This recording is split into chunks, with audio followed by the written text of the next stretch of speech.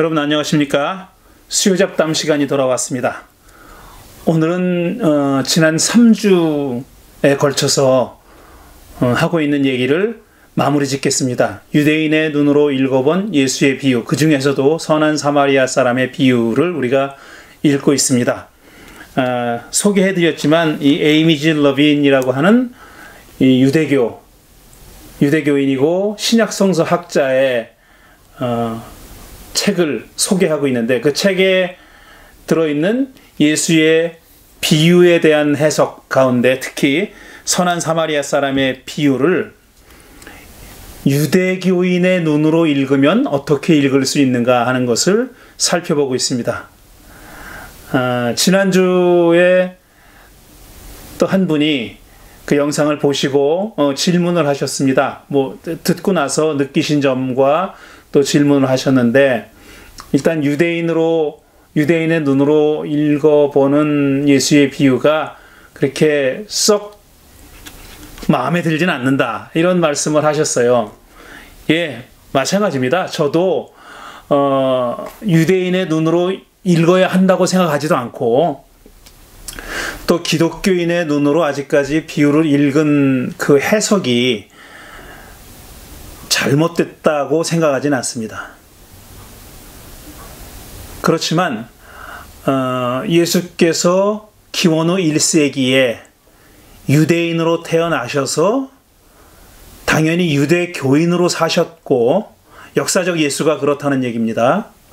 그리고 유대교의 틀 안에서 유대교의 사상적인, 그 다음에 또 실천적인 그 유대교의 틀 안에서 사고하고 말씀하고 행동하셨기 때문에, 물론 그 테두리에 가둬놓을 수 있는 분은 물론 아니지만, 그게 예수님의 어떤 배경과 사상적인 실천적인 상황을 이루고 있는 것만은 부정할 수 없는 사실이기에, 그 당시 유대인은 예수를 어떻게 바라봤고 또 예수의 가르침을 어떻게 이해했을지, 예수를 어떤 눈으로 바라보고 해석했는지 하는 것을 알고 싶지 않습니까? 그런데 그 시대 사람들은 다 이미 이 세상 사람이 아니고 오래전에 죽은 사람이기 때문에 그걸 알 도리가 없는 거죠. 남아있는 문헌을 가지고 우리가 파악할 수밖에 없는데, 유대교 안에는 예수에 관한 문헌이 그렇게 많지 않습니다. 유대교인이었다가 이제 예수의 제자가 된 사람들이 남긴 문헌이 우리 신약성서를 포함해가지고 여러 문헌이 있어요. 신약성서에 들어오지 않은 여러 문헌이 있고, 그 다음에 그 이후에 그리스도교 지도자들이 남긴 문헌이 많이 있습니다. 그런데 예수 시대와 그 직후의 시대에 유대교가 남긴 문헌들 가운데 예수에 관한 문헌이 그리 많지는 않습니다. 그리고 로마 제국이 남긴 문헌 가운데서도 그렇게 예수에 관한 얘기가 많지 않기 때문에 우리가 사실 예수님 당시에, 예수님 시대에 유대인들이 예수를 어떻게 바라봤는지, 또 유대인의 입장에서 예수의 언행이 어떻게 들렸고 어떻게 보였는지 하는 것을 알 재간이 없어요. 제가 이 에이미지 러빈의 책을 읽고 이 사람 이외에 여러 다른 어떤 학자들의 책들도 몇 권을 제가 읽었습니다. 왜냐하면 궁금해서, 제가 지금 말씀드린 내용이 궁금해서, 그 당시에 예수님은 그 유대인들의, 동족인 유대인들의 눈에 어떻게 비쳤을까? 우리가 가지고 있는 신약성서, 특히 복음서에는 기독교인의 눈으로 그 당시에 유대인이 예수를 어떻게 바라봤는지 하는 것이 설명되어 있죠. 그것도 많지는 않아요. 물론 그렇게 또 적다고도 말할 수 없지만, 유대인이 예수를 어떻게 봤는가 하는 것을 바라보는 시각이 기독교인의 시각이라는 얘기예요. 예수의 제자의 시각이에요. 그러니까 그렇게 한번 걸러진 그런 시각이 아니라 유대인의 눈으로 유대인의 눈에는 어떻게 보였을까 하는 걸 알고 싶은데, 그래야 사실 예수의 메시지와 예수의 행동의 의미가, 예수의 삶의 의미가 더 뚜렷하게 보일 것 같은데 그런 방법이 없으니까 현대 유대인, 현대 유대교인이 자기들이 전수받은, 그러니까 고대 예수님 당시에 유대교의 여러 문헌들이 있지 않습니까? 예수님 시대를 반영하는 유대교의 문헌들을 참고해서 그런 것에 비추어서 예수의 행위를, 언행을 해석한 거예요. 그게 이 책을 비롯해서 그 short stories라고 하는, 제가 이북으로 가지고 있어서 보여드릴 수 없다고 말씀드린 첫 시간에 표지를 보여드렸지 않습니까? 그 책이 그런 책이에요.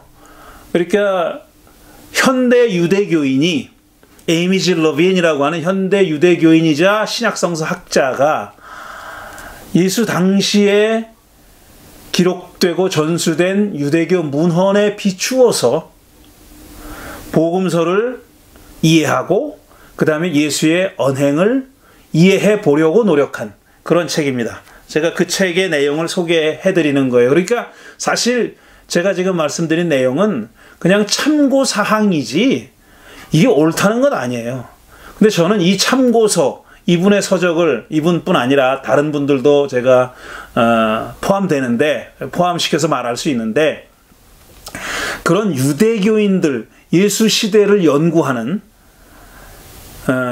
예수 시대의 유대교를 연구하는 학자들도 있고 많고, 그런 학자들은 그 다음에 예수 시대의 기원전 한 1세기부터 기원 후 한 2세기 사이에 한 200~300년 동안의 시대를 연구하는 그런 유대교 학자들 가운데는 그때가 그리스도교가 탄생했고 또 그리스도교가 유대교로부터 분리해 나간 시기이기 때문에 무엇이 그리스도교의 탄생을 가능하게 했는가, 무엇 때문에 그리스도교가 탄생했는가, 그리고 그 그리스도교는 유대교의 하나의 분파로 시작했던 그리스도교는 왜 유대교로부터 떨어져 나갔을까, 유대교 입장에서 보면 왜 그리스도교를 내쫓았을까, 출교시켰을까 하는 그게 궁금한 겁니다.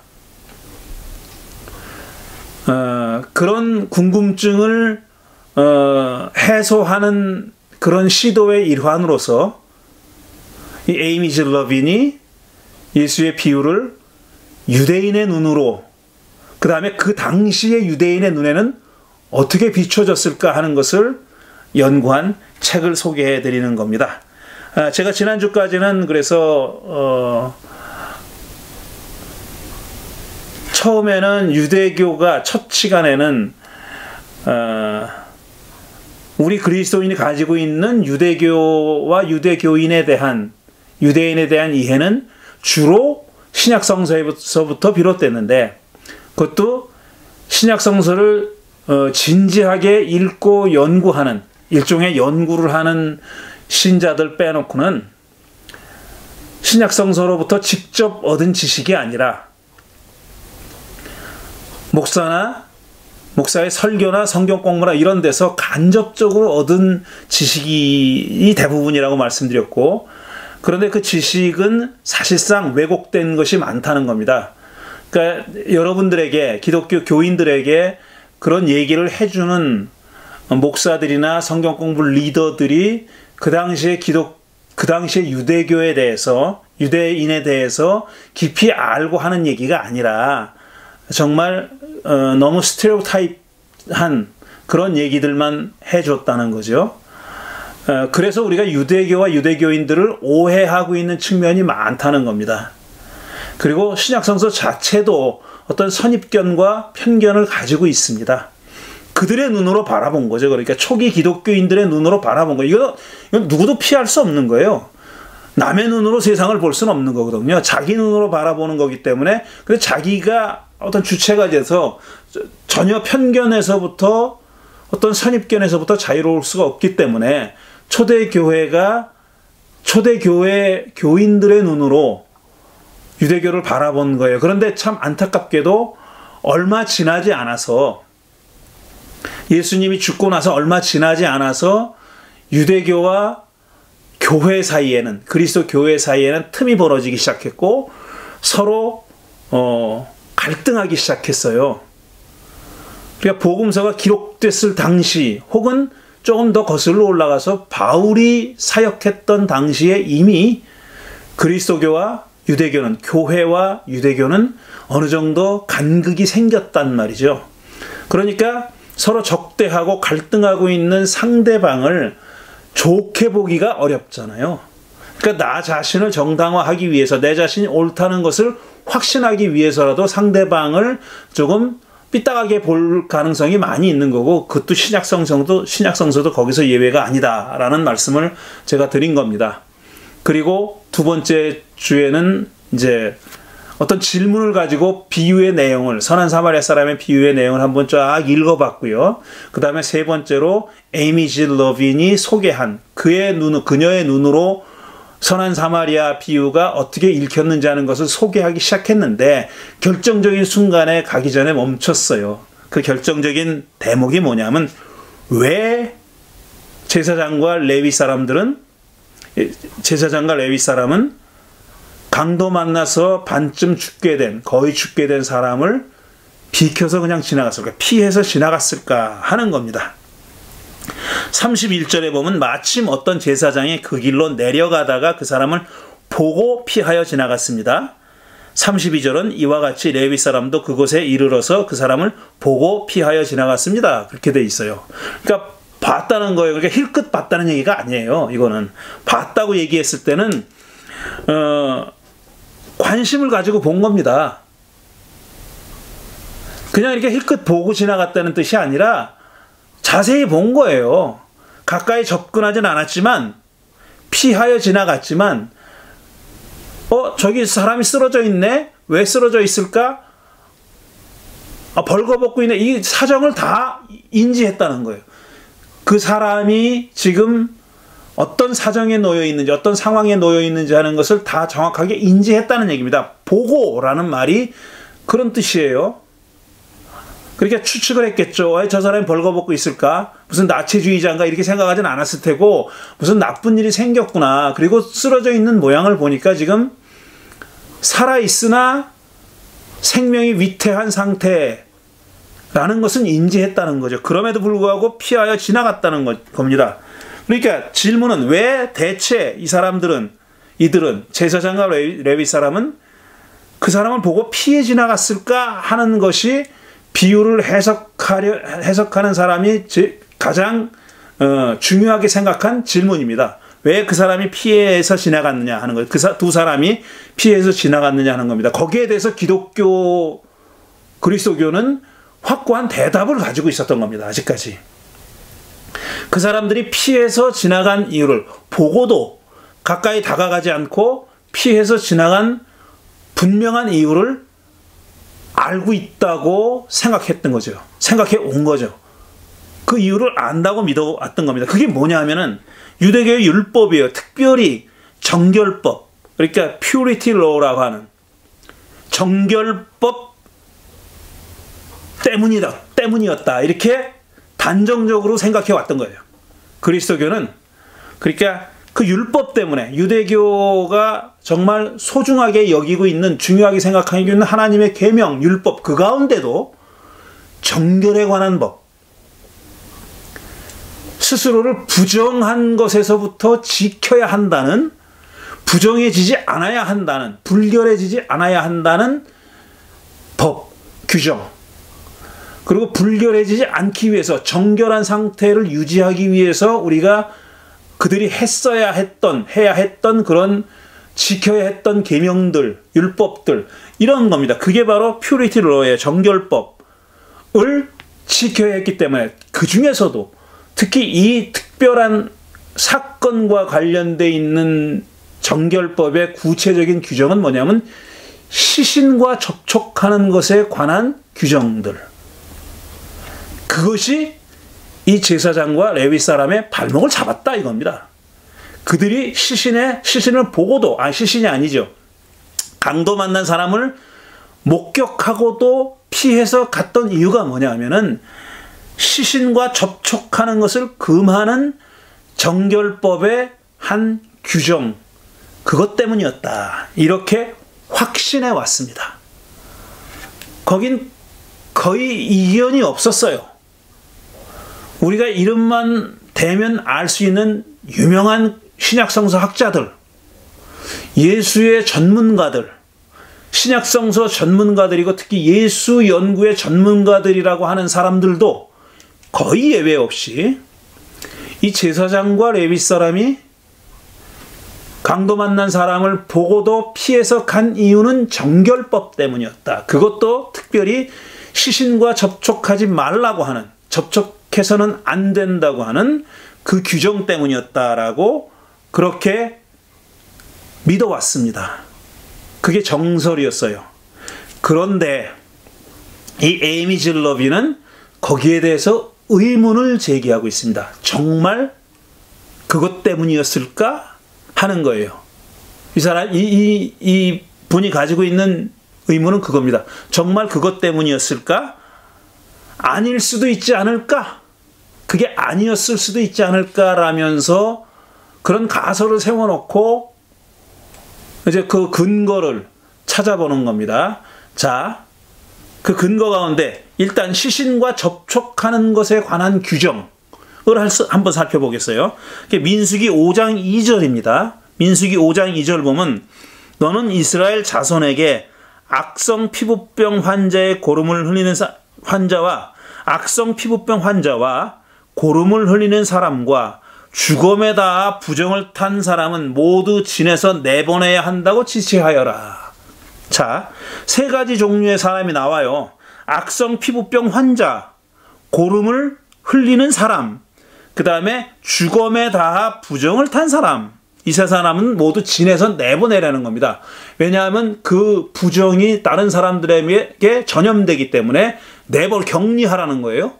격리를 명령하는 겁니다. 근데 격리해야 될 사람 가운데 시신의 죽음에 닿아 부정을 탄 사람이라는 게 나오는 거예요. 그러니까 시신에 닿아서 의도적이었던 아니면 의도하지 않았고 우연히 그렇게 됐던 간에 부지불식 간에 그렇게 됐던 간에 시신에 닿아서 부정하게 된 사람은 진 밖으로 일정 기간 내보내야 됩니다.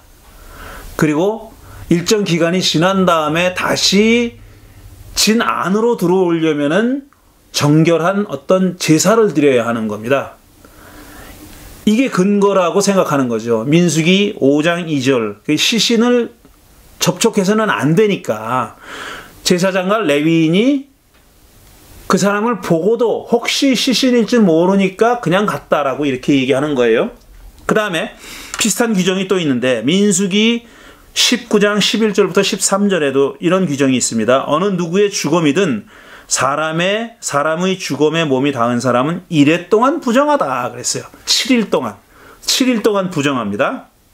그는 사흘째 되는 날과 일회째 되는 날 붉은 암송아지를 불사른 재를 탄 물로 스스로 정결하게 하여야 한다.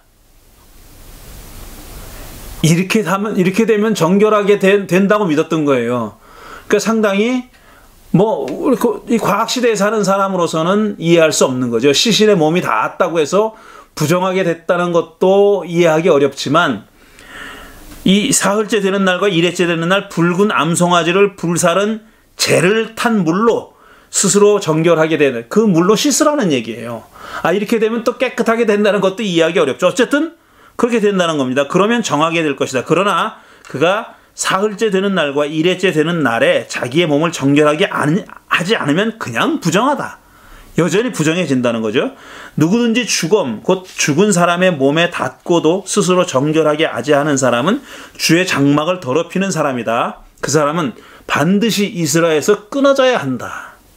정결하게 하는 물을 그 몸에 뿌리지 아니하여 자신의 부정을 씻지 못하였으므로 그의 부정이 여전히 그에게 남아있기 때문이다. 그러니까 이스라엘에서 끊어져야 한다는 것은 내추출하는 얘기입니다. 더 이상 이스라엘 사람이 아니라는 얘기예요. 굉장히 과중한 무거운 징계죠. 무거운 벌이죠.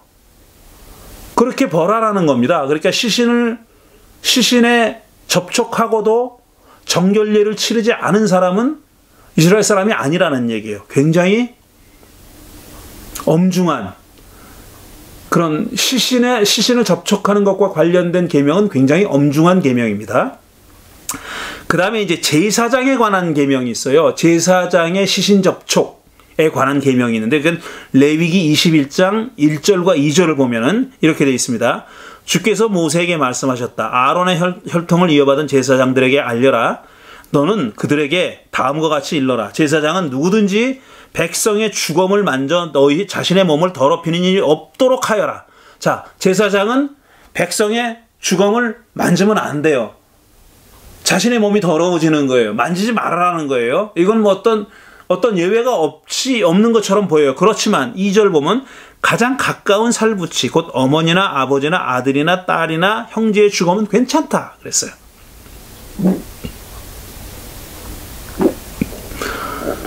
그러니까 자기 부모나 자식들, 그 다음에 자기 형제, 부모, 형제, 자식의 주검은 만져도 되는 거예요. 그러니까 제사장은 그런 가까운 부모, 자식, 형제의 주검은 만져도 자신의 몸이 더럽혀지지 않는다고 믿었던 거예요.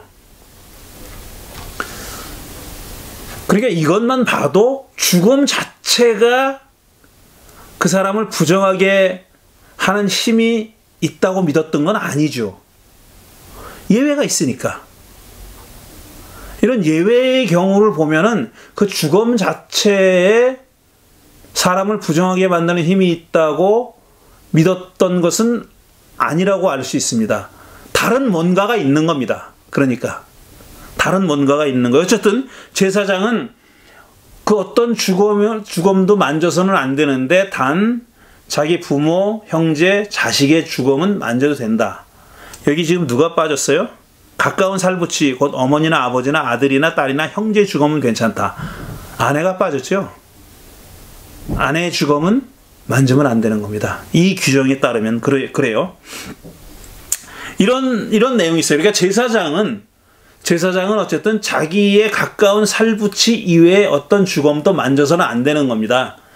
그러니까 그리스도교는, 아직까지 교회는 이 비유의 초점이 뭐냐면 제사장이 이 시신을 접촉해서는 안 된다는 정결례 때문에 그것에 발목이 잡혀서 지금 죽어가는 사람의 생명을 그냥 놔두고, 죽어가는 사람을 그냥 놔두고 지나갔다라고 이렇게 믿었던 거예요. 그렇게 확신했던 겁니다.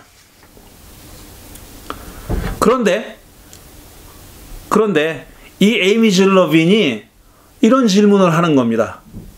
과연 그럴까 하면서 이런 질문을 하는 거예요. 두 번째로, 하지만 제사장과 레위 사람은 강도당한 사람이 거의 죽게 된 사람, half dead, 거의 죽게 된, 그러니까 다시 말해서 아직 살아있는 사람이라는 것을 알고 있었다고 전제하고 있어요. 그러니까 예수님이 반쯤 죽게 됐다, 거의 죽게 됐다고 얘기한 거예요. 그렇게 얘기했을 때 제사장과 레위 사람도 그 사실을 알고 있었다는 겁니다. 알고 있었음을 전제하는 거예요. 제가 과거에 이 본문을 가지고, 이 비유를 가지고 설교했을 때 제사장과 레위인이 반쯤 살아있었으나 죽었다고 생각해서 시신과 접촉하지 않으려고 그냥 지나갔다, 이렇게 말씀했습니다. 그렇게 얘기했어요. 그런데 지금 가만히 이 에이미 질러빈의 책을 읽으면서 가만히 생각해 보니까 이 예수님이, 비유를 말씀하신 예수님이, 그리고 그 비유를 전한 누가가 반쯤 죽었다라고 얘기했을 때는 제사장과 레위 사람도 그렇게 알고 있었다고 전제해야 말이 되는 거예요. 그렇다는 겁니다. 어쨌든 그런데, 그러니까 사실상 이 제사장과 레위 사람이 강도 만난 사람이 살아있다는 것을 알았으면 그 시신이 아니에요. 그러니까 시신과 접촉해서는 안 된다라는 정결법은 이 비유와 상관이 없는 거죠. 그렇게 보면은. 그들도 알았다니까요. 제사장과 레위 사람도 알고 있었다는 거고요. 그렇다면 시신을 접촉하지 말라는 정결법은 의미가 없는 거예요. 그것 때문이라고 우리가 생각해 왔는데, 기독교인들이 오랫동안 그렇게 생각해 왔는데 그게 아니라는 거예요. 그런 확신은 옳지 않다는 겁니다. 그렇게 확신할 일이 아니다라는 거예요. 아직 살아있다는 사실을 제사장과 레위 사람도 알고 있었다고 봐야 된다는 거죠. 그렇습니다. 몇 번 양보해서 혹시 죽었을지도 모른다고 생각해 보자고요. 그들이, 제사장과 레위 사람이 시신이었다고, 그게 시신이었을 것이라고 여겼다고 그렇게 가정해 봅시다. 그래도 또 어떤 문제가 또 있냐면은, 시신 접촉과 관련해서 제사장과 레위 사람에게 적용되는 규정이 달랐어요. 지금 제사장은 시신과 절대로 접촉하지 말라고 했습니다. 말라고 했어요. 그렇지만 그거는 레위 사람에게 또 동시에 적용되는 것은 아니었었어요. 그러니까 레위 사람과 제사장을 한 묶으로 묶을 이유는 없다는 거죠. 물론 그 앞에 읽은 민수기에 따르면은 이제 죽음에 닿아서 부정을 타면 안 되게 돼 있습니다. 안 되게 돼 있어요. 그렇게 하지 말라는 거예요. 진 밖으로 내보내라고 돼 있어요. 내보내라고 돼 있어요. 하지만 그 사람들이 다시 복귀하게 만드는 그런 절차도 있잖아요. 두 번째로 읽었듯이 사흘 되는 날과 일회 되는 날 그 어떤 재를 탄 물을 뿌려야 된다는 거죠. 그렇게 뿌리게 되면은 그런 절차를 다 준수하면 진 안으로 다시 돌아올 수 있는 거예요.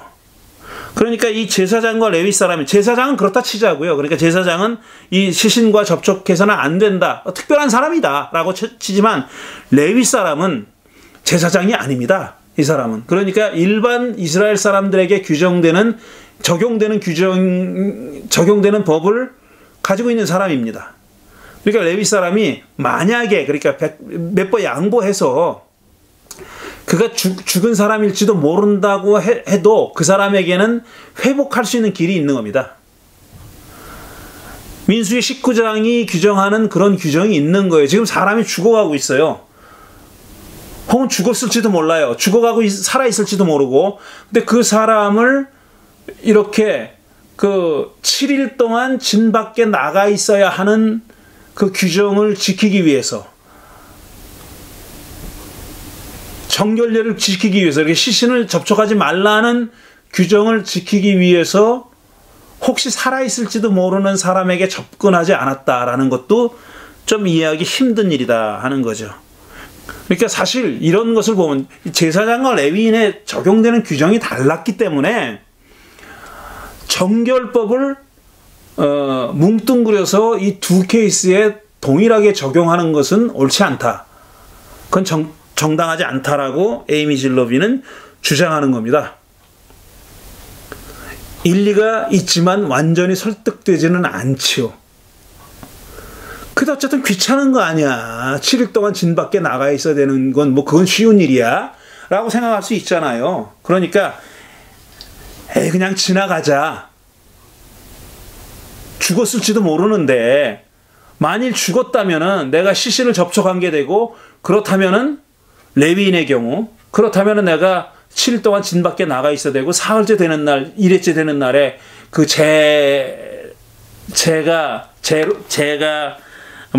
탄 물을 이렇게 자기한테 뿌려야 되는데, 그거 귀찮은 절차 아니야? 그걸 왜 해? 여러분 같으면 그렇게 하겠습니까? 그 귀찮은 절차 때문에 살아있을지도 모르는 사람을 그냥 보고 지나가겠냐는 거죠. 저는 그건 상식적이지 않다고 생각하는 거예요. 상식적이지 않다고 생각하는 거예요.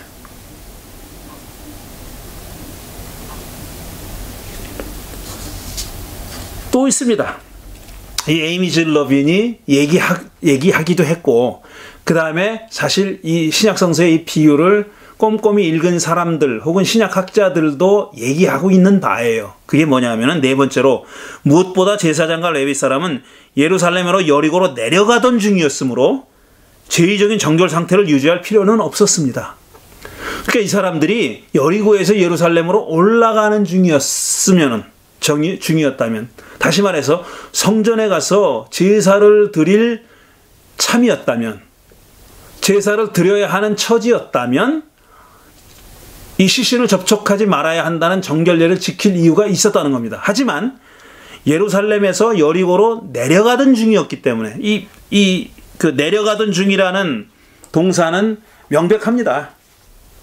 내려가는 중이라는 히라보 동사를 쓴 거예요. 올라가는 게 아니라 내려가는 거예요. 사실 예루살렘이 여리고보다 높아요. 지대가 높아요. 그러니까 예루살렘에서 여리고로 가려면 내려가는 거고, 여리고에서 예루살렘으로 가려면 올라가는 거예요. 그리고 또 더더욱이 우리 시골에서 서울로 올라간다고 얘기하잖아요. 그런 건 똑같아요. 이스라엘 사람들도 예루살렘으로 가는 것은 올라간다고 표현했어요. 더 고지대에서 가더라도 올라간다고 표현했다고요. 그러니까 내려가는 중이었다라고 말을 했다는 얘기는 뭐냐면 예루살렘으로 여리고로 가는 중이었고, 사실 제사를 드릴 의무와는 무관한 겁니다. 그러니까 당장 정결례를 지켜야 할 이유는 없었다는 거죠. 제의적인 정결 상태를 유지할 필요는 없었다라는 거예요. 그 다음에 또 하나 에이미 질러빈이 드는 이유는 뭐냐 하면은, 유대교는 정말 율법은, 토라는, 그러니까 계명들은, 미츠봇이라는 것은 히브리 말로 계명이라는 뜻이에요. 그러니까 율법은, 토라는 뭐냐면, 토라의 가장 중요한 것은 사실 생명 존중이에요. 사람의 생명을 존중하는 겁니다. 그게 가장 밑바닥에 깔려 있는 거예요. 토라의 밑바닥에 그게 깔려 있다는 사실은 유대인이라면 모르는 사람이 없어요. 그거는 지금도 그렇지만 옛날도 그랬다고요. 예수 시대에도 역시 마찬가지였었어요. 유다교의 생명이 생명 존중이라, 유다교의 정말 가장 근본적인 계명이, 토라의 가장 근본적인 정신이 생명을 존중하는 거다라는 것은 누구나 다 알고 있는 사실이고요. 그거에 더해서 계명에서 참 중요한 위치를 가지고 있는 것이 장례입니다. 장례. 유대 사람들의 장례. 이거 굉장히 중요한 거예요. 장례에 관한 굉장히 세세한 그런 규정들이 있어요. 장례를 지내려면 사실 시신을 접하지 않을 수가 없는 거죠. 그러니까 장례를 지내는 일은 사실상 시신과 접촉하는 일과 예외로 규정된 그런 규정들, 예외였다는 규정들이 있습니다.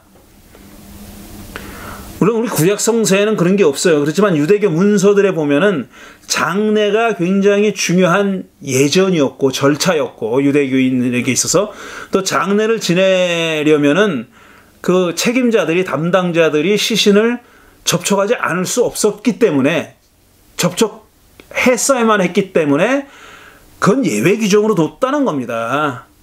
근데 사실 장례를 직전하는 사람들이 누굽니까? 제사장들과 레위 사람들이었지요. 그런 전문가들이 했잖아요. 프로페셔널들이 했지 않았어요?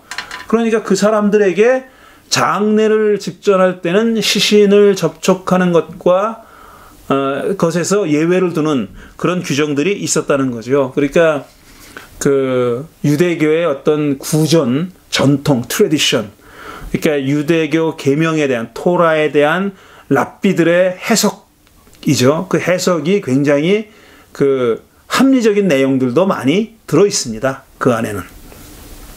자, 그래서 결론적으로 보면은 이렇게 얘기할 수 있어요. 따라서 이 비유를 정결법과 관련시킨 것은 예수의 의도도 아니었고, 그 다음에 그 비유를 전한 누가의 의도도 아니었다는 겁니다. 다시 말해서 정결법과 이 비유는 아무 상관도 없다는 것이 바로 에이미 질러빈의 주장이에요. 누가 이렇게 만들었냐 하면은 나중에 교회가 그렇게 만들었다는 거예요. 유대교와 상당한 부분에서, 많은 부분에서 대립하고 있었던 교회, 초대교회, 그리고 지금에 이르기까지 교회가 그런 해석을 한 겁니다. 이 에이미 질러빈의 견해예요. 자기가 지금까지 든 이런 그 근거들을 바탕으로 해서 이 러빈은 뭐라고 주장하냐 하면은 이 비유를 정결법과 연관시킨 것은 예수도 아니고 누가도 아니고 그리스도교였다라는 겁니다. 그러면서 이 마틴 루터 킹 주니어 목사의 말을 인용합니다. 에이미즈 러빈이 뭐라고 인용하냐면, 문제는 이 비유의 초점은, 그러니까 문제의식은 뭐냐 하면은, 만일 강도당한 사람을 돕기 위해 멈춘다면 나에게 어떤 일이 벌어질까 하는데 초점이 있는 게 아니라, 만일 강도당한 사람을 돕기 위해 멈춘다면 그에게 어떤 일이 벌어질까. 그러니까 제가 실수를 한 것 같네요. 본문을 다시 한번 보겠습니다. 만일 강도당한 사람을 돕기 위해 멈추지 않는다면 그에게 어떤 일이 벌어질까 하는 겁니다. 만일 강도당한 사람을 돕기 위해 멈추지 않는다면 나에게가 아니라 그에게 어떤 일이 벌어질까 라는 데 초점이 맞춰져 있다는 거예요. 만일 강도당한 사람을 돕기 위해 내가 멈춘다면 나에게 어떤 일이 벌어질까. 이건 정결례죠. 정결례가 적용되는 건 나니까.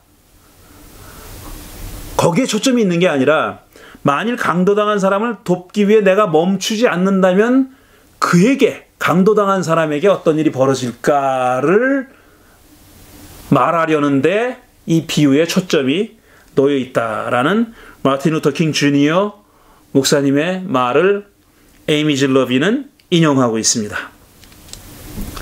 그래서 이 비유의 초점은 뭐냐면은, 강도당한 사람을 도와줘야 한다는 것은 계명이 명하는 바, 누구에게나 마땅한 일이에요. 그거는 어떤 질문이 될 수가 없어요. 문제가 될 수가 없어요.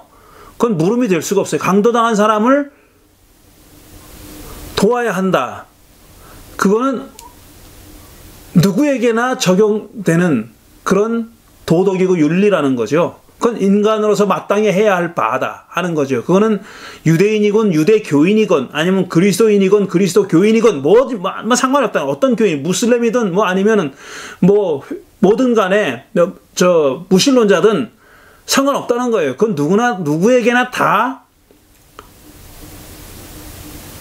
적용되는 당연한 윤리라는 겁니다. 강도당한 사람, 그렇게 곤경에 놓여 있는 사람을 도와야 한다는 것은 그건 다 너무나 마땅한 일이기 때문에,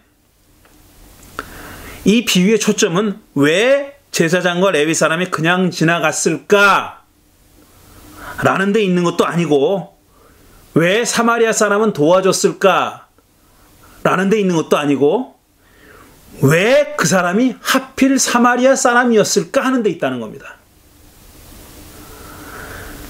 왜 제사장과 레위 사람은 그냥 지나갔을까? 이게 이 비유가 말하려는 문제의식이 아니라는 거예요. 그 다음에 왜 세 번째 온 사람이, 누가 됐든 간에 세 번째 온 사람이 그를 도와줬을까? 이것도 초점이 아니라는 거예요. 정작 초점은 뭐냐면, 왜 세 번째 와서 그를 도와준 사람이 사마리아 사람이었을까 하는데 비유에 초점이 놓여져 있다고 에이미즈 러빈은 보는 겁니다. 자, 그러면서 이제 설명을 하는데 여러 가지 문헌들을 끌어와요. 제가 그 문헌들을 다 여러분들께 소개할 여유는 없어요. 이 에이미즈 러빈이 끌어오는 문헌들은 뭐냐 하면은, 예수 당시에 그 이전 오랜 시간 동안에 유다인들과 사마리아 사람들, 유대인들과 사마리아 사람들 사이가 어땠는지 하는 거예요.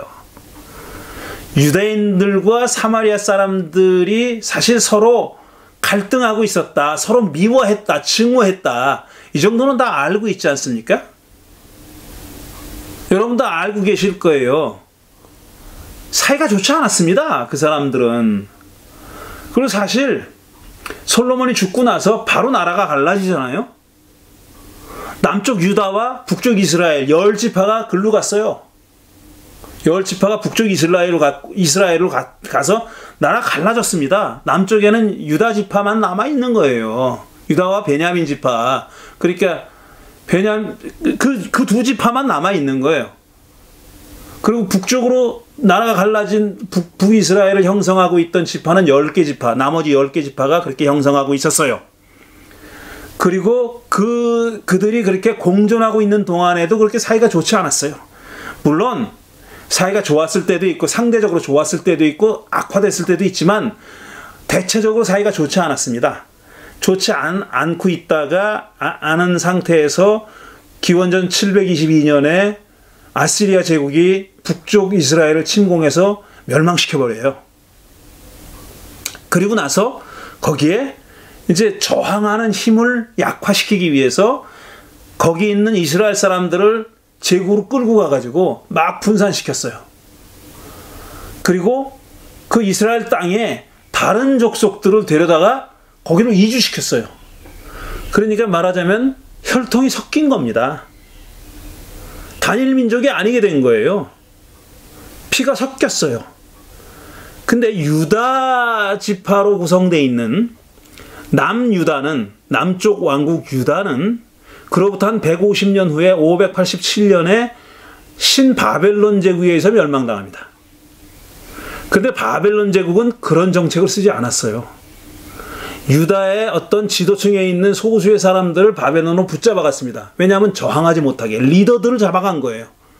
저항하는 힘을 약화시키기 위해서 잡아갔지만 남쪽 유다 지역의 다른 민족들을, 다른 어떤 이민족, 종족들을 그걸로 강제 이주시키지 않았어요. 그러니까 남쪽 유다는 혈통이 보존됐다고 믿는 겁니다. 자기들이.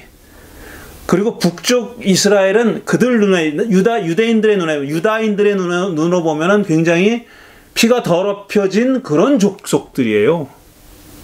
더럽혀진, 더 이상 정말 하나님의 백성이 아니라고 여길 정도로 이방인이나 마찬가지, 혹은 어떤 사람들은 이방인만도 못한 그런 족속들이라고 유다인들이 생각했던 사람들이 바로 사마리아 사람들입니다. 그렇기 때문에 우리가 어느 정도 이 정도는 알고 있어요. 왜냐하면 우리가 가지고 있는 복음서 보면은 사마리아 사람이 명백하게 차별당하고 있다는 것을 엿볼 수 있는 이야기들이 많이 나와요. 어떤 거는 참 충격적인 그런 대목도 있습니다. 제가 조금 이따 그걸 설명을 드리려고 하는데 충격적인 이야기들도 있어요. 아니 이렇게까지? 하는 얘기가 있어요. 가장 널리 알려져 있는 얘기가 뭐냐면 요한복음 4장에 나오는 사마리아 여인, 우물가에서 예수를 만난 사마리아 여인 얘기죠. 사마리아 사람이, 그 사람은 사마리아 여자고, 그러니까 왜 유대 남자인 당신이 사마리아 여자인 나에게 물을 달라고 합니까? 이렇게 먼저 얘기를 하잖아요. 물 좀 달라 그랬더니 그렇게 나오잖아요. 그러니까 그때 이미 사마리아 사람과 그 대목에서 사마리아 사람과 유대인들 사이에 얼마나 큰 갈등이 있었고 서로 미워했는지 하는 것을 엿볼 수 있는 겁니다. 말도 안 했다는 거죠, 서로. 말도 안 했는데 예수님이 말을 걸었다는 얘기예요. 그런 거 보면 예수님이 그런 어떤 장벽을 넘은 것처럼 보이지만 그렇지 않게 보이는 구절들도 있습니다. 자, 이렇게 정리해 보는 겁니다. 기독교인들은 사마리아 사람을 어떻게 인식하고 있을까? 지금 우리 기독교인들이 사마리아 사람을 어떻게 인식하고 있냐고 제가 묻는 겁니다. 차별당한 사람들, 이렇게 생각하고 있는 거예요. 신약성서를 좀 아는 분들은 사마리아 사람들은 차별당한 사람이다, 차별당했던 사람이다 라고 알고 있어요. 그 누구에게 차별당했냐 하면은 유다인들에게 차별당한 거예요. 그러니까 갈릴리, 사마리아, 유대 이렇게 나눠졌을 때 유다 사람들, 가운데 있는 사마리아 사람들 말고 유다 사람들 얘기하는 거예요. 유대인들에게 차별당했습니다. 그러니까 전체 이스라엘을 말하는 유대인이 아니라 그 일부분이 남쪽에 유다 지역에 살고 있던 사람들 얘기하는 거예요. 그 유다인들에게 차별당했어요. 그러니까 왜 차별당했어요? 제가 지금 말씀드린 이유 때문에 차별당한 거예요. 피가 섞였다, 혈통이 이제 순수하지 않다라는 이유로 차별당했습니다. 그런데 사실 따지고 보면 이는 전적으로 유다인들의 시각이죠. 유다인들의 시각이에요. 차별당한 것만 얘기하는 거예요. 차별당했다고만 생각하는 거예요. 왜 그러냐? 왜 기독교인들은 이런 유다인들의 시각을 공유하고 있어요? 그들을 가리켜서, 사마리아 사람을 가리켜서 차별당한 사람이라고 얘기하고 있어요. 그 얘기는 뒤집으면 유다인이 차별하는 게 그렇게 틀리지 않았다, 잘못되지 않았다라는 생각이 깔려 있는 거예요. 왜 사마리아 사람들이 그럼 차별당한 건 정당했나? 라고 물어본 적이 있습니까, 여러분? 그리고 사마리아 사람의 입장에서 지금 사마리아 사람이 차별당한 이야기들이 복음서에도 나오는데 사마리아 사람의 입장에서 그 얘기가 어떻게 읽혔을까 하는 생각은 해보신 적이 있습니까? 제가 말씀드리고 싶은 이야기는 뭐냐면 우리 기독교인들이 알게 모르게 유다인의 시각을 공유하고 있다는 거예요. 그래서 사마리아 사람의 입장에서 보지 않는다는 얘기예요. 사마리아 사람 입장에서 복음서에서 일어났던 일들을 바라본 적이 없다는 거예요. 그도 그럴 것이 사실 신약성서에는, 복음서에는 사마리아 사람의 입장에서 사건을 바라본 얘기가 없습니다. 그런 얘기가 없어요. 그러니까 마치 사마리아 사람들이 차별당할 만해서 차별당했다라는 착각을 하게 만든다는 거예요. 사마리아 사람이 뭔가 잘못해서 차별을 당하는 것으로 그렇게 생각하게 그렇게 만들고 있고 대부분의 기독교인들은 그런 시각을 가지고 있다는 거예요. 그러니까 왜 우리가 유다인들의 시각을 공유해야 되냐? 그럴 필요가 없다는 거예요. 그럼 이렇게 얘기하면 예수님이 유다인이었잖아. 유다인이었기 때문에 그래도 되는 거 아니야? 그렇지는 않습니다. 예수님이 유다인이었기 때문에 사마리아 사람에 대한 어떤 차별적인 시각을 가지고 있었으면 분명해요. 그게 역사적 예수가 그랬다고 복음서가 전하고 있어요. 제가 그 귀절들을 좀 이따 인용해 드릴 거예요. 하지만 예수님은 때로는 그 시각을 뛰어넘은 그 편견을 뛰어넘는 그런 언행도 하셨습니다. 그 중에 하나가 지금 우리가 읽어보고 있는 선한 사마리아 사람의 비유예요. 그 중에 하나가. 그리고 에이미 질러비는 바로 예수가 이 비유를 통해서 말하려고 했던 것이 이것이다라고 얘기하는 겁니다. 바로 그거다. 사마리아 사람에 대한 유다인의 차별적 시각을 뛰어넘어야 된다라는 메시지가 이 안에 들어있는 거다라고 주장하고 있습니다. 자, 차별당하는 사마리아 사람들은 그러면은 아이고 우리는 차별당했어, 마땅해 이렇게 생각했을까요? 천만의 말씀 만만의 콩떡입니다. 그러지 않았어요. 사마리아 사람들도 유다인의 입장에선 차별당했지만 사마리아 사람들은 웃기고 있는데 니들이 뭔데 우리를 차별해? 하는 그런 자긍심을 가지고 있었어요. 그래서 유다인들과는 별도의 자기의 신앙 전통을 만들었습니다. 그게 뭐냐면은 몇 가지가 있어요. 몇 가지가 있는데 사마리아 사람들은 자기들만의 성경을 가지고 있었어요. 그게 사마리아 오경입니다. 사마리탄 펜타티육이라고 하는 거예요. 사마리아 오경. 사마리아 오경은 우리가 가지고 있는, 우리도 기독교인들이 가지고 있는 유대교의 창세기부터 신명기까지 맞아요. 그거예요. 바로 그건데 내용이 달라요. 그 안에 내용이. 지금 우리가 가지고 있는 사마리아 오경은 상당히 유대적입니다. 유다적인 시각을 가지고 있어요. 왜냐하면 우리가 가지고 있는 성경은 결국은 나라가 망한 다음에 북남 할 것 없이, 남북 할 것 없이 다 망한 다음에 유다 사람들이었던 자들에 의해서 기록된 성경이에요. 신약 성경은. 구약 성경은. 그런데 사마리아 사람들도 그걸 공유하고 있었어요. 그러다가 이렇게 사마리아 사람과 유다인들이 결정적으로 정말 다시 재결합할 수 없을 정도로 그렇게 틈이 벌어졌을 때 자기들의 성경을 따로 갖게 된 거예요. 그게 사마리아 오경인데 그 안에 구체적인 내용이 다르다는 거예요. 그러니까 유다 배경을 가지고 있는 것을 사마리아 배경으로 바꾼 게 많아요. 굉장히. 예를 들어서 아브라함이 이삭을 번제로 바치려고 했던 산이 그리심산으로 돼 있어요. 여기서. 왜냐하면 그들은 그리심산의 성전을 따로 줬어요. 그러니까 사마리아 사람들이 절대로 그 차별당하고 멸시당하는 것을 인정했던 사람들이 아니에요. 수긍했던 사람들이 아니에요. 거기에 저항하고 웃기고 있는 니들이 뭔데 우리를 차별해. 우리도 우리 신앙 전통이 있어요. 우리도 있다고. 우리도 우리들만의 전통을 가지고 나간다고 이런 태도를 가지고 살아왔던 사람들입니다. 그래서 제가 지금 드리고 싶은 얘기는 뭐냐면은 기독교인들이 쉽게 어떤 부류의 사람들과 동일시할 필요는 없다라는 거예요.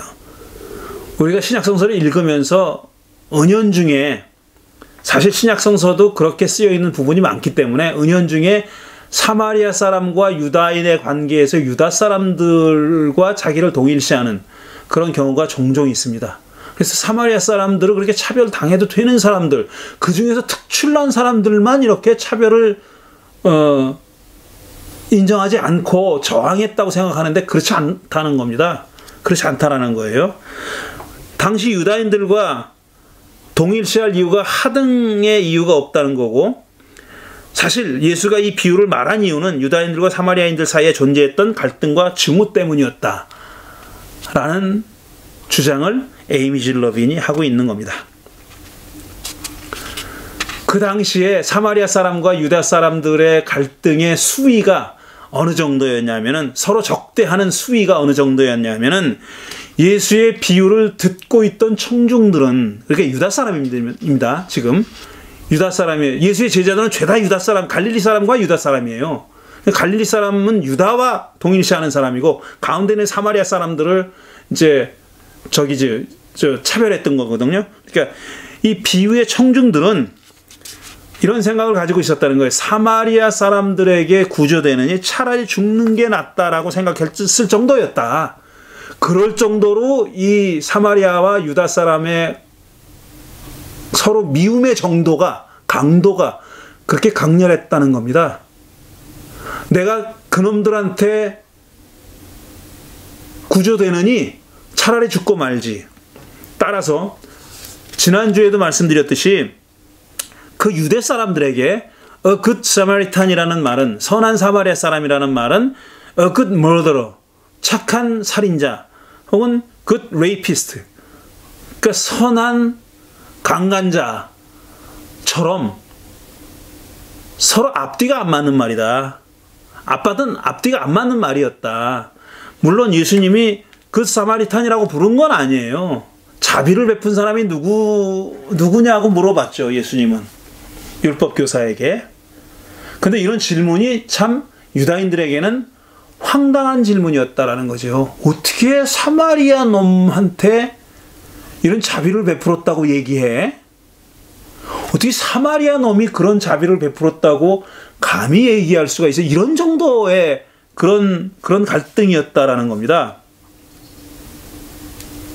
그래서 이런 갈등의 정도가 이 구약 성경에도 드러나 있고 복음서에도 여러 군데 드러나 있어요. 얼마나 이 유다인들과 사마리아 사람이 서로 반목하고 미워하고 갈등했는지, 증오했는지 하는 것을 드러내 보이는 구절 몇 가지를 제가 읽어보도록 하겠습니다. 먼저 구약 성경에서 느헤미야 4장 1절에서 5절입니다.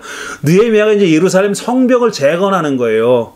재건할 때 이제 사마리아 사람이 와서 방해했다 그러잖아요. 사마리아 사람이 방해했다 그래요. 근데 이 방해의 원인이 뭔지, 이유가 뭔지 하는 것도 우리가 따져봐야 됩니다. 근데 느헤미야서는 유다 사람의 입장에서 쓰여진 것이기 때문에 이 자들이, 사마리아 사람들이, 그러니까 여기 산발랏이라는 사마리아 총독 이름이 나오는데, 그러니까 지금 바벨론에 의해서, 그러니까 페르시아에 의해서 귀환을 명령받고 돌아와서 다시 재건하게 된 거는 유다 땅입니다. 유다 땅.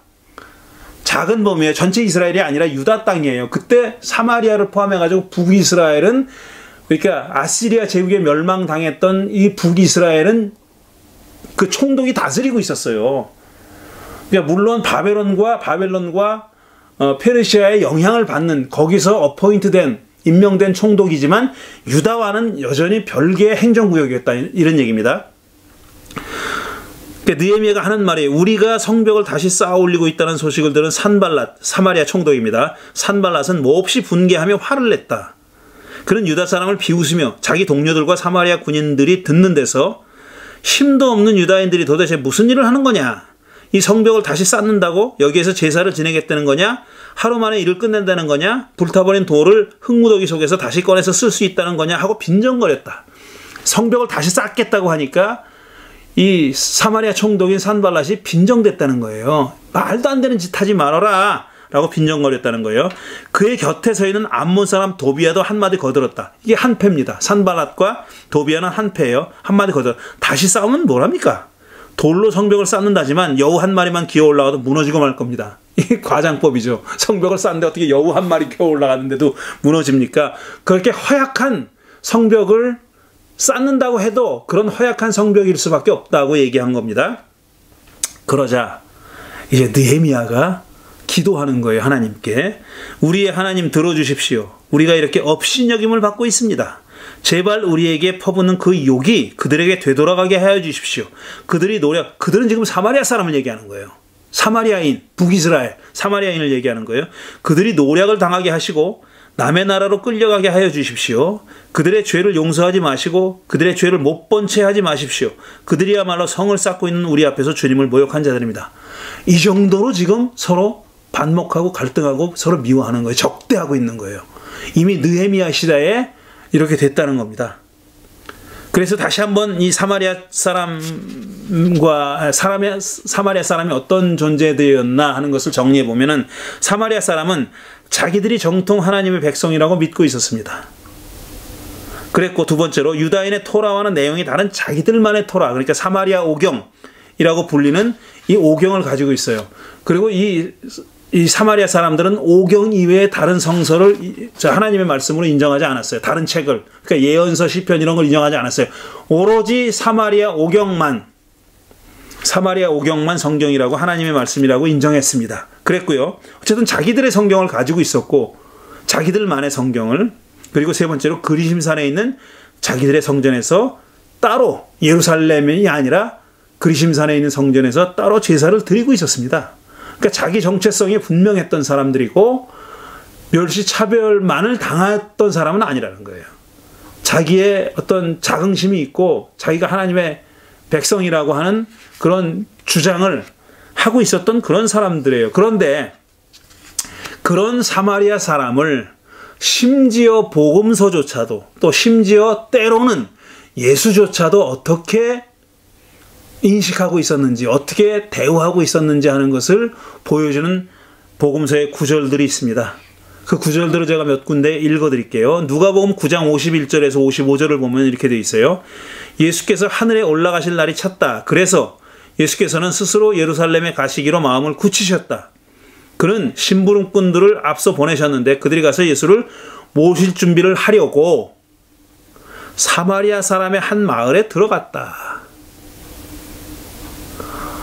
즉 급한 겁니다. 보통 갈릴리에서 유다로 가려면은 사마리아 동네를 거치지 않고 삥 돌아갔다 그랬죠. 그런 얘기 들으셨죠?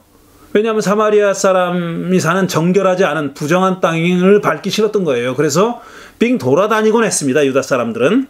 그런데 지금 급했는지 사마리아 사람의 마을로 들어갔다는 거예요. 53절. 그러나 그 사람들은 예수께서 예루살렘으로 가시는 도중이므로 예수를 맞아들이려 하지 않았다. 예루살렘으로 가는 도중이었기 때문에 맞아들이지 않았다는 겁니다. 예루살렘으로 가는 일행인데 우리가 뭐하러 환대해? 그러면서 맞아들이려 하지 않았다는 거예요. 그래서 제자인 야고보와 요한이 이것을 보고 말하기를 주님, 불이 하늘에서 내려와 그들을 태워버리라고 우리가 명령하면 어떻겠습니까? 하였다. 예수께서 돌아서서 그들을 꾸짖으셨다 그랬어요. 자기들을 영접하지 않는다고 해서, 맞아들이지 않는다고 해서 제자 중에 일부가 뭐라 그랬냐면 야고보와 요한이 하늘에서 불이 떨어져서 저들을 다 태워버리라고 명령하면 어떻겠습니까? 이 명령 자체가 참 어불성설이죠. 지들이 뭐라고 하늘에서 불이 떨어지라고 하면 떨어지나? 근데 마치 할 수 있는 것처럼 그랬어요. 근데 어디다 지금 불을 떨구겠다는 얘기냐 하면은 사마리아 마을인 거예요. 사마리아 사람들이 사는 곳이에요. 만일 그게 유대의 고을이었어도 이렇게 했을까? 이런 말을 감히 했을까? 그렇지 않았다는 겁니다. 사마리아 사람이었기 때문에, 사마리아 고을이었기 때문에 이렇게 했다는 거예요. 이 정도로 사마리아 사람들을 미워했다는 겁니다. 마태복음 10장 5절과 6절을 보면 이런 말도 있어요. 이건 예수께서 직접 하신 거예요. 예수께서 이들 12를 보내실 때 그들에게 이렇게 명하였다. 이방 사람의 길로도 가지 말고 또 사마리아 사람의 도시로도 들어가지 말고 이스라엘 집에 이른 양떼에게로 가시오. 이거 지금도 많은 신약 성서학자들이 참 뜨악해 하는 얘기입니다. 예수님이 유다 사람들에게만 가서 복음을 전하라는 거예요. 12제자를 내보내면서 하나님 나라의 복음을 전하라고 내보내면서 귀신을 쫓아내라고 힘을 줘서 내보내면서 뭐라고 얘기했냐면 유다 고을로 가라는 거예요. 유다 고을만으로 가라는 거예요. 유다 사람들만의 고을로 가라는 겁니다. 그리고 또 뭐라고 얘기했냐면 이방 사람들에게도 가지 말고 사마리아 사람들에게도 가지 말아라. 이 말이 뭡니까? 이방 사람과 사마리아 사람을 등치시킨 거잖아요. 거의 동일시한 거 아닙니까? 이방인들과 사마리아인들을 동일시하는 태도를 예수도 지금 가지고 있는 걸로 돼 있어요. 그러니 신약성서를 연구하는 사람들이 얼마나 난처하겠습니까? 이걸 바꾸지도 못하고 여기에 무슨 특별한 뜻이 있다고 자꾸 설명하려고 노력을 하죠. 애를 쓰죠. 이유가 있었을 거야. 근데 이유를 대지 못해요. 무슨 이유를 대지 못해요. 이방인의 고을로 가지 말아라. 그럼 뭐 이해할 수 있어요. 근데 사마리아인의 고을로 가지 말아라는 얘기는 사마리아 사람을 이방인시했다는 건 말고 다른 어떤 해석이 가능하냐 이겁니다. 사마리아 사람을 지금 복음서가 이렇게 보고 있어요. 그리고 예수도 이렇게 봤다라고 복음서가 전하고 있는 겁니다.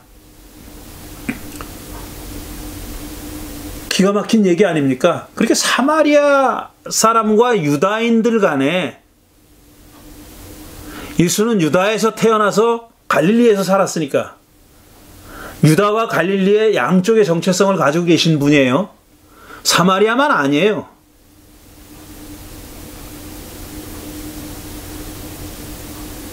근데 사마리아 사람을 이렇게 바라보고 계셨다. 충격적인 얘기죠. 이거 어떻게 달리, 이렇게 미안하지만 예수님을 변명해 드릴 여지가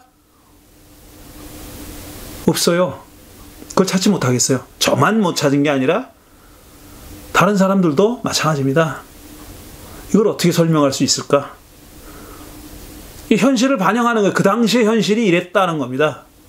유다인의 사마리아 사람에 대한 입장이, 시각이 이랬었다는 거죠. 한 군데 더, 누가복음 17장 15절 보면 그 10명의 문둥병자를 예수님이 고쳐준 얘기입니다. 그런데 그들 가운데 하나는 자기의 병이 나은 것을 보고 큰 소리로 하나님께 영광을 돌리면서 되돌아와서 예수의 발 앞에 엎드려 감사를 드렸다. 그런 사마리아 사람이었다. 이건 비유가 아니잖아요. 일어났던 일입니다. 벌어졌던 일이에요. 그러니까 비유는 어떤 의도를 가지고 그런 인물을 배치할 수 있잖아요. 그런데 이건 일어났던 일이에요. 10명의 나병 환자를 예수님이 고쳐줬어요.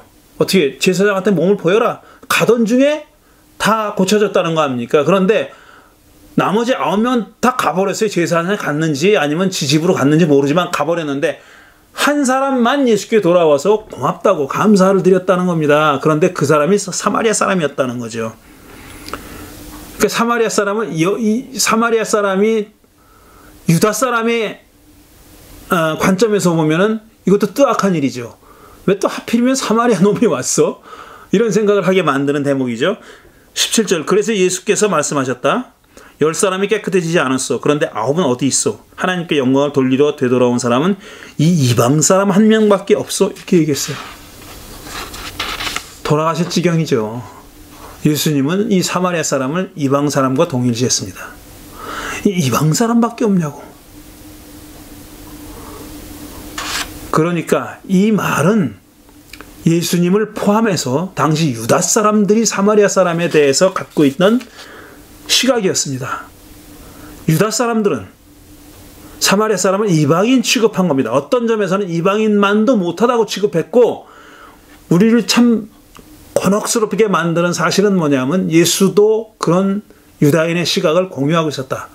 예수 다르지 않았다라는 것을 이 누가복음 기자가 보여주고 있는 거예요. 그리고 이 누가복음 기자는 이 대목을 얘기할 때 예수님이 이런 시각을 가지고 있었다는 것이 매우 불편했다면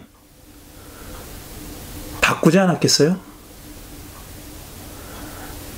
하나님께 영광을 돌리려 되돌아온 사람은 이 한 명밖에 없다. 이방 사람이란 말 하지 말고 이 한 명밖에 없단 말이요 라고 적고 싶지 않았겠냐고요. 그런데 이방 사람이라고 적었어요. 그건 누가복음의 저자가 가급적이면 있었던 일을 그대로 전하고 싶었을 그런 의도도 있었을지 모르지만 이렇게 적어도 문제없다고 생각했던 거예요. 아닙니까? 이렇게 적어도 괜찮다. 유다인들의 시각이 이랬다 그때는. 그리고 예수도 그런 시각을 가지고 있었다라고 말하는 게 불편하지 않았다. 이런 점을 엿볼 수 있지 않냐는 거죠. 그 다음에 한 군데 더 요한복음 8장 48절을 보면은 유다 사람들이 예수께 말하였다. 우리가 당신을 사마리아 사람이라고도 하고 귀신이 들렸다고도 하는데 그 말이 옳지 않소? 미칠 노릇이죠. 이건 유다인이 하는 얘기예요. 예수도로 하는 얘기예요. 당신? 사람들이 우리들은 당신을 사마리아 사람으로 본다. 그렇게도 얘기하고 아니면 귀신 들렸다고도 얘기한다. 그게 뭡니까? 지금 사마리아 사람과 귀신 들린 사람을 동일시하는 거잖아요. 그 같은 부류의 사람이라고 보는 거 아닙니까? 같은 부류의 사람이라고 저 아래 사람으로 낮춰보고 있는 거 아니에요. 유다 사람들이 이렇게 봤다는 거예요. 유다 사람이 이렇게 봤다는 거예요. 그러면 이런 얘기들이 이런 사실들을 보여주는 문서들이 많이 있고, 사실 에이미 질러비는 많이 인용을 하고 있어요. 그 바벨로니아 탈무드, 그 다음에 예루살렘 탈무드, 이런 탈무드들은 훨씬 후대에 기록된 거죠. 6세기인가? 기원후 6세기인가에 기록됐지만, 그 탈무드가 담고 있는 이야기는 훨씬 전 시대 거거든요. 심지어는 기원 전, 몇 세기까지도 거슬러 올라가는 얘기들입니다. 그 안에 담겨 있는 얘기들은요.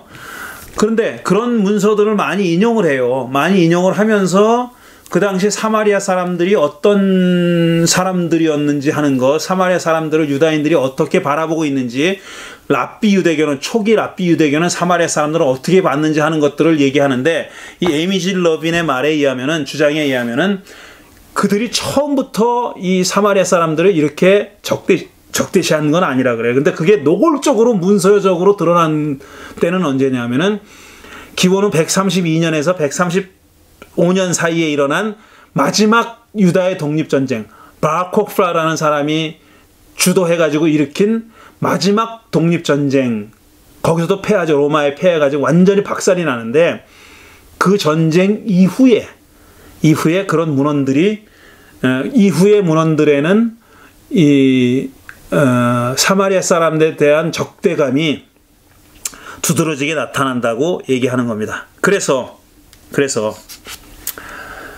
결국 에이미 질 러비는 이 선한 착한 사마리아 사람의 비유가 말하려고 하는 것은 뭐냐면은, 그거는 유대교와 유대인들이 정결법에 발목이 묶여서 죽어가는 사람을 돌보지 않았다. 그렇게 유대교가 꽉 막힌 그런 절차와 정결법 같은 사소한 데 집중하느라고 토라의 근간인 정의와 자비, 그 다음에 생명 존중을 도외시하는 그런 종교라는 것을 보여주려는 게 아니고, 그 비유의 목적은 그런 것도 아니고, 사실 정결법이냐 아니면은 생명이냐 둘 중에 하나를 택해야 할 때 생명을 택하라는 그런 가르침도 아니다라는 겁니다. 그건 왜 아니냐면 너무 당연하기 때문에. 그건 비유로 말할 필요도 없다는 거죠. 그 가르침을 위해서는 비유를 말할 필요가 없었다는 겁니다. 그게 아니라는 거예요. 지금 예수가 이 비유를 통해서 말하려고 했던 이유는 뭐냐면 유다인들과 사마리아 사람들의 갈등의 현실, 그리고 그 갈등을 어떻게 극복할 수 있을지 하는 것, 그거를 얘기하고 있다는 겁니다. 그러니까 지금 청중들이 누구냐 하면은 유다인들이에요. 사마리아 사람이 아닙니다. 유다인들이에요. 예수의 제자들이고 그 다음에 유다인들이에요. 근데 그 유다인들을 향해서 지금 예수가 뭐라고 얘기했냐면은 자비를 베푼 사람은 사마리아 사람이다 라고 얘기한 겁니다. 너희들이 그렇게 미워하는 사마리아 사람이다. 너희들이 이렇게 존중하는 제사장과 레위인은 그냥 지나갔는데 사마리아 사람이 그 일을 했다. 그 생명을 살렸다. 라는 말을 하려는 거였다는 겁니다. 생명을 살리는 일은 누구나 해야 되는 일이에요. 그거는 뭐 비유가 필요 없어요. 근데 그걸 누가 했느냐 하면은 너희들이 그렇게 적대하고 있는 사마리아 사람이 했다라는 겁니다. 그런 뜻이었다라는 거죠. 근데 그리스도 교회는 오랫동안 그 사마리아 사람과 유다 사람들의 적대적인 관계였던 것을 중요하게 생각하지 않고 자비를 베푸는 일이 이 비유의 메시지였다. 자비를 베풀라는 것이 이 비유의 메시지였다라고 그렇게 해석해 왔다는 겁니다. 그러니까 자비를 베풀어야 하는 건 당연한 거예요. 그건 해야 되는 거고 당연히 해야 하는 겁니다. 그거는 유다인이거나 아니면 사마리아인이거나 기독교인이거나 회교인이거나 뭐 불교인이거나 막론하고 당연히 다 그렇게 해야 하는 거예요. 그건 그런 지당한 말을 하기 위해서, 지당한 주장을 하기 위해서 굳이 비유를 들 필요는 없었다는 거예요. 오히려 비유가 얘기하려고 했던 바는 그런 당연한 가르침을 강조하기 위해서가 아니라 지금 유다인들이 직면해 있는 상황, 사마리아인들과 적대하고 있고 그들을 멸시하고 있는 그런 상황, 그거를 깨뜨려야 된다라고 얘기하는 겁니다. 하나님 나라의 백성이 되기 위해서는 그런 차별을 버려야 한다. 그런 증오와 적대를 버려야 한다라는 것이 이 비유를 말씀하신 예수님의 의도였다라는 거예요. 그게 바로 에이미 실러빈이 이 비유의 핵심이라고 이해하는 내용입니다. 비유의 메시지가 바로 이것이었다 라는 내용입니다. 다시 말씀드리지만 이 비유의 메시지는 정결법이라고 하는 부차적인 계명에 사로잡혀서 생명 존중이라고 하는 토라의 가장 근본적인 가르침을 무시하는 데 대한 비판도 아니고, 그 다음에 너무나도 당연한 생명 존중, 곤경에 빠진 사람을 구하는 게 최우선이다라고 하는 그런 누구나 어떤 종교에나 어떤 도덕과 윤리에나 있는 가르침을 반복하기 위한 것도 아니고, 지금 현실적으로 존재하고 있는 유다 사람과 사마리아 사람들의 갈등의 벽을 뛰어넘기를 요구하는, 당신의 제자들에게, 청중들에게 그걸 요구하는 그런 비유다라는 얘기입니다. 그래서 굳이 세 번째 사람은 사마리아 사람이어야 했다는 겁니다. 그게 비유의 키포인트라 하는 겁니다. 그런 얘기입니다. 그리고 에이미 실러빈이 한 가지 덧붙이는 것은 뭐냐면, 지금 이 사람은 역대기하 28장 9절에서 15절에 나오는 얘기를 인용하면서 이 비유의 어떤 그 실마리가 됐던 그런 사건이 바로 이 사건이라고 얘기하고 있는데 매우 흥미롭기 때문에 여러분께 소개하겠습니다. 역대기야 28장 9절 15절 보면은 좀 읽어보면은 얘기가 무슨 그 줄거리를 여러분이 눈치챌 수 있습니다. 사마리아입니다. 사마리아에 오뎃이라고 하는 주의 예언자가 있었는데 그가 사마리아로 개선하는 군대를 마중하러 나가서 그들을 보고 말하였다. 주 그대들의 조상의 하나님께서 유다 백성에게 진노하셔서 그들을 그대 손에 붙이신 것은 사실이요. 하지만 그대들이 살기가 등등하여 그들을 살육하고 그것으로 성에 차지 않아서 유다와 예루살렘의 남녀들까지 노예로 삼을 작정을 하고 있어. 지금 이 사마리아와 그러니까 북이스라엘과 남유다가 전쟁을 한 거예요. 이스라엘과 유다와 전쟁을 하고 나서 이스라엘이 이겼던 거예요. 승리해가지고 지금 포로를 잡아왔어요. 그것으로 성이 차지 않아. 하지만 그대들이 살기 등등하여 그들을 살육하고 그것으로 성이 차지 않아서 유다와 예루살렘의 남녀들까지 노예로 삼을 작정을 하고 있어. 그대들도 주 하나님을 거역하는 죄를 지었다는 것을 알아야 하오. 그래서는 안 된다는 겁니다. 하나님이 지금 유다 사람들의 죄 때문에 그들을 지게 했다. 패배하게 했다.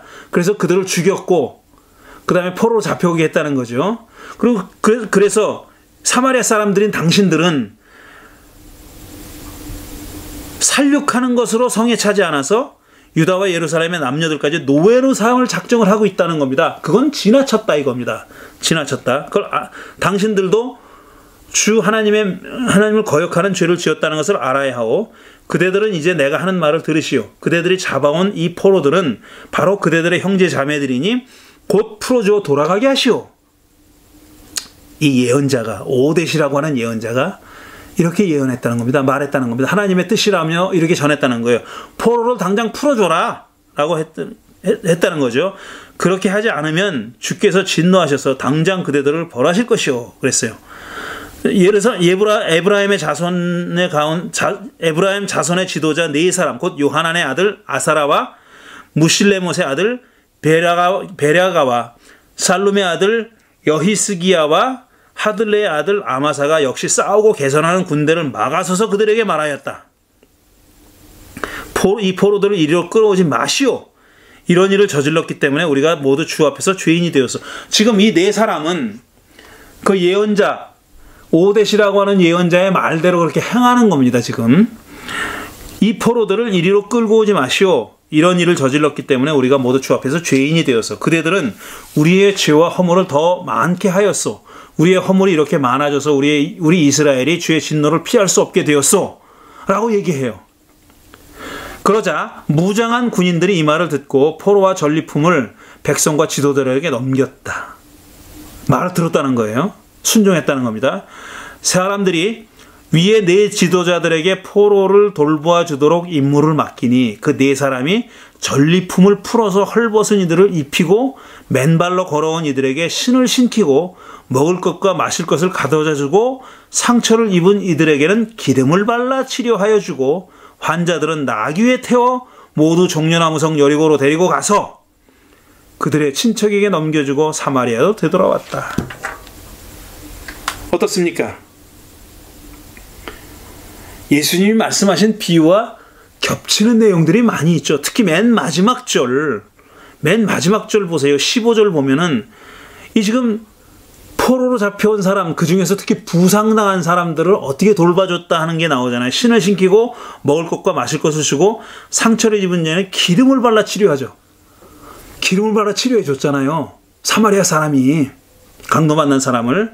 그 다음에 환자는 나귀에 태웠잖아요. 거기도 모두 종려나무 성 여리고로 여관으로 데려갔지만 여기서 여리고로 데려갔다 그랬어요.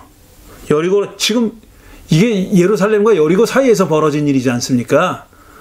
그러니까 아마도 이 사마리아 사람도 강도 만난 사람을 나귀에 태워서 여리고로 데려갔겠죠. 여리고로 데려가서 그들의 친척에 넘겨주고 사마리아 데려갔다 그랬어요. 그러니까 에이미 질러비는 뭘 얘기하는가 하냐면은 예수께서 이 비유를 말씀하셨을 때 염두에 두고 있었던 사건이 이것이 아니었느냐 하는 거죠. 그래서 이 사건에서 많이 인용해다가 당신이 전하고자 하는 메시지를 그 틀에다가 담아서 전했다는 겁니다. 이 사건에다가. 이걸 뭐라고 얘기하냐면 미드라시라 그래요. 미드라시. 미드라시 방식이에요. 유대인들이 교육 방식으로 쓰는 겁니다. 뭐냐, 미드라시는 말하고자, 가르치고자 하는 어떤 계명의 내용이 있어요. 뭐 예를 들어 부모를 존중해라라는 계명이 있다고 칩시다. 살인하지 말라는 계명이 있다. 그 부모를 존중하라는 계명을 전하기 위해서 이야기를 만들어내는 거예요. 부모를 존경하는 것과 관련된 이야기를 만들어내서 그 이야기의 메시지를 담아서 그 이야기를 듣는 사람들이 그 이야기를 듣고 그 이야기가 말하고자 하는 계명이 뭔지 하는 것을 스스로 깨닫게 할 수 있도록, 깨달을 수 있도록 하는 게 그런 방식이거든요. 그 방식을 사용했고 예수님이 끌어온 전거는 뭐냐면 바로 지금 읽은 역대기야 28장에 나오는 이 얘기였을 것이다 라고 에이미 질러비는 주장한 것입니다. 정리하겠습니다. 다시 반복하지만 이 선한 사마리아 사람의 비유는 에이미 질러빈이라고 하는 한 유대교인이자 신약성서 전문가의 눈에는 오랫동안 그리스도 교회가 이 비유의 메시지라고 생각했던 것과는 다른 메시지가 이 안에 담겨 있다고 보는 겁니다. 그녀의 말이 맞을 수 있어요. 예수님이 직접 청중들에게 이 비유를 말씀하셨을 때는 그런 메시지를 전하기 위해서 말씀하셨을 수 있어요. 저는 거기에 동의할 수도 있다고 생각합니다. 그런데 이 비유를 읽는 우리는 두 가지 메시지를 다 얻을 수 있다고 생각해요. 그리스도 교회가 오랫동안 그 메시지라고 생각해 왔던 바로 그대도 지금 가서 그렇게 행하시오 라는, 사랑을 실천하시오 라는 메시지가 하나 있고, 그건 우리에게도 여전히 중요한 메시지죠. 말로만 믿음 하지 말고 작은 거 하나라도 행하라. 그건 그런 메시지입니다. 특히 개신교는 말이죠. 어떤 행함에 관한, 삶에 관한 강조가 굉장히 허약하잖아요. 자기들은 허약하다고 안 하지. 그렇지만 자기들이 오직 믿음이라는 것을 강조함으로써 그게 허약하게 된다는 것을 부인하고 싶어 하죠. 균형에 갖춰져 있지 않다는 것을 부인하고 싶어 하지 않습니까? 오직 믿음이라는 거는 뭐 아무것도 안 해도 그냥 예수를 믿기만 하면 된다. 뭐 이렇게 너무 천박하게 생각하잖아요. 거기에 비하면은 그래도 가서 그렇게 행하시오라는 예수님의 메시지는 굉장히 중요한 메시지를 오늘날 우리에게도 주고 있는 겁니다.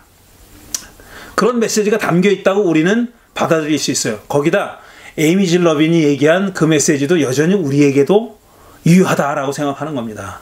어떤 유다인과 사마리아 사람들의 사이에 있었던 그 적대와 증오의 그런 담장을, 철조망을 우리가 이제는 끊고 무너뜨리고 넘어서야 할 때가 됐다.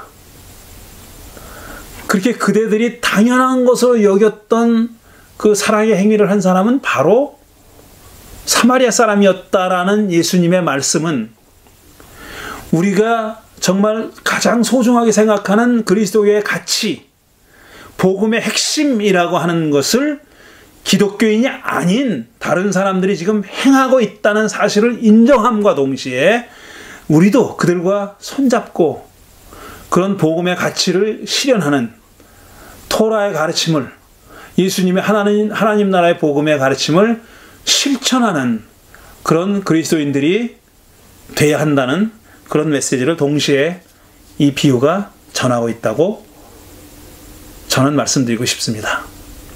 이것으로 선한 사마리아 사람에 대한 얘기를 마치고 다음에는 이제 다른 비유에 대한 얘기를 에이미 질러빈의 주장을 한 두 가지 정도만 더 살펴보려고 그래요. 유대인의 신약성서를 전공한 유대인의 눈으로 예수의 비유가 어떻게 읽히는지 하는 것을 한 두 가지 정도의 비유를 더 계속해서 말씀드리려고 합니다. 오늘 수요 잡담은 이것으로 마치겠습니다. 감사합니다.